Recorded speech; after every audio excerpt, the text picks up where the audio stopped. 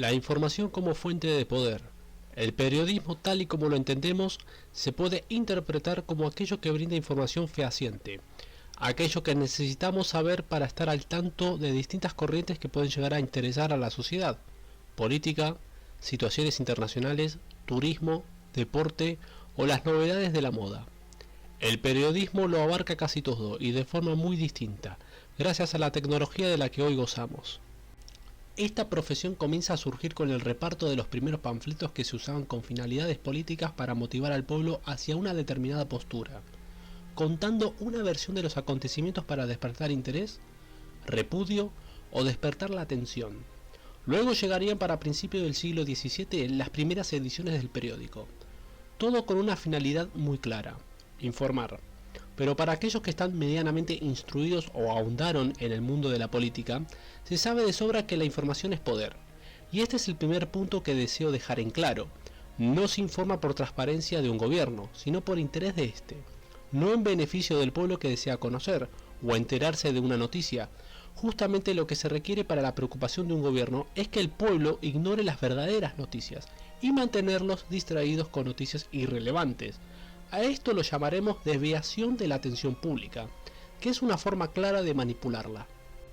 Despertar la atención, apaciguar emociones, desviarla hacia aquello que carece de importancia, o simplemente informar a medias o sobreinformar, sabiendo que no todos entienden cómo analizar lo que se lee o se escucha. Todo esto deja en claro el mensaje de que la información es poder. Estar informado o saber investigar aquella información sensible permite de alguna manera mantener la conciencia de que al pueblo se le esconde la verdad o se le brinda una versión de los hechos que muy factiblemente esté lejos de la realidad. Por lo tanto, ningún gobierno puede pasar por alto la importancia del periodismo, y siempre por un motivo u otro necesitará que haya opiniones divididas con respecto a un determinado tema, en caso de que no pueda poseer la unanimidad de los periodistas, algo que sucede con excepciones que más adelante analizaremos. La libertad de prensa. Si hay algo que caracteriza al mundo del liberalismo, es respetar a rajatabla la libertad de prensa, es decir, no censurar de ninguna manera a algún sector del periodismo ante sus opiniones o críticas hacia el gobierno, o bien algún asunto en particular que pueda afectar algún tipo de interés. Ante esta apreciada libertad de opinión que se defiende con un moralismo o con una exacerbada pasión, como si la libertad de prensa fuera de alguna manera garantía de alguna especie de honestidad intelectual. Ciertamente, para aquellos siglos XVII en adelante, había un poder monárquico o incluso la poderosa Iglesia Católica que gozaba de una autoridad que podía supervisar las publicaciones o ediciones de diarios sin ningún tipo de tapujo. Ahora, en tiempos modernos, podemos decir sin miedo a equivocarnos que de la censura hemos pasado a vivir una casi libertad total de la prensa. Decimos casi porque efectivamente hay una influencia entre las sombras que, con un puñado de dólares o jugosas cuentas bancarias, puede corromper la editorial de algún periodista en favor o en contra de algún asunto en concreto. La censura como tal existe en algunos países donde la libertad no es tan apreciada como en la China comunista, Corea del Norte, Cuba, Venezuela, etc., que no disimula tener bajo su férreo control al periodismo, ya sea digital como televisivo. Tal es así que los países occidentalistas, que para aquellos que son nuevos en el canal, cuando hablo de países occidentalistas me refiero al eje de Estados Unidos, Unión Europea, incluyendo Inglaterra, e Israel, se jactan de calificarse a sí mismos como el mundo libre. Pero si hay algo que demostró la pandemia del 2020 es que el periodismo puede actuar con una homogeneidad pocas veces vista en la historia. Un discurso único donde todos los canales de televisión, radio o en una menor medida en internet sobre cómo actuar o comportarse ante la población debido a esta pandemia, acompañado por ciertas políticas restrictivas como la imposición de largas cuarentenas incluyendo a la gente sana. Esta política titánica, que se repitió a lo largo de todo el mundo, no hubiera sido posible sin el apoyo fundamental e influencia de opinión de toda una prensa que alentaba a obedecer a las autoridades públicas aún en perjuicio propio.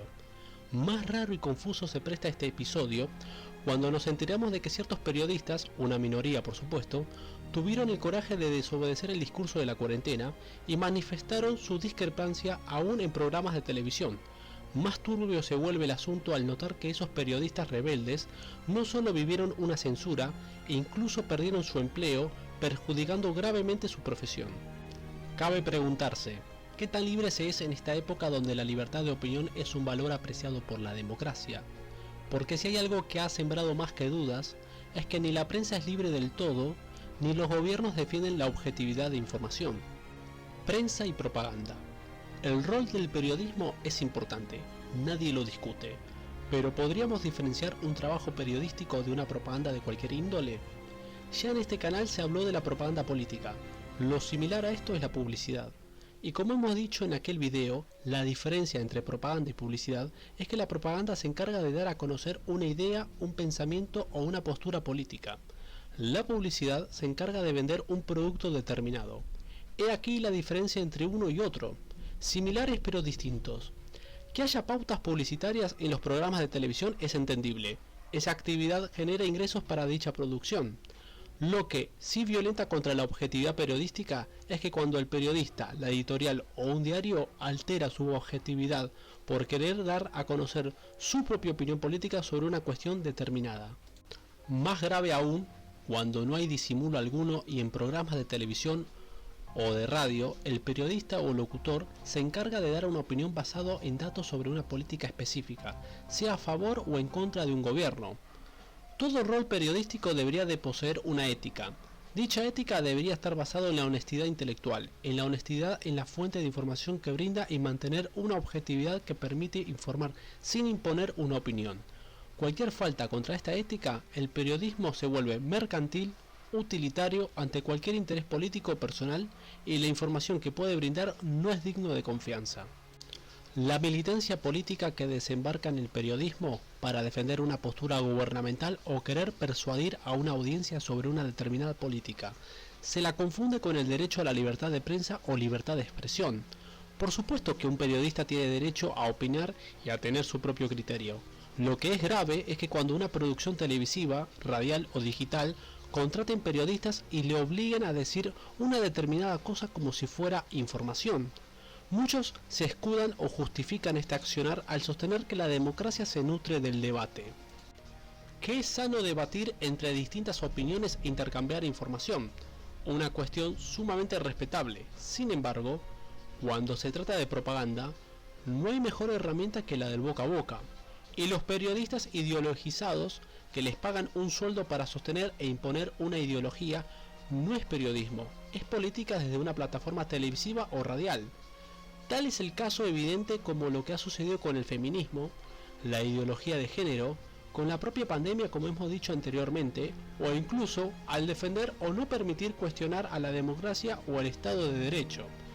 Todo aquel que ose discutir o poner en tela de juicio todos estos valores no necesita ser reprimido por la policía. Basta con un ejército de periodistas para censurar, callar e inmediatamente corregir cualquier pensamiento que altere todo lo dicho.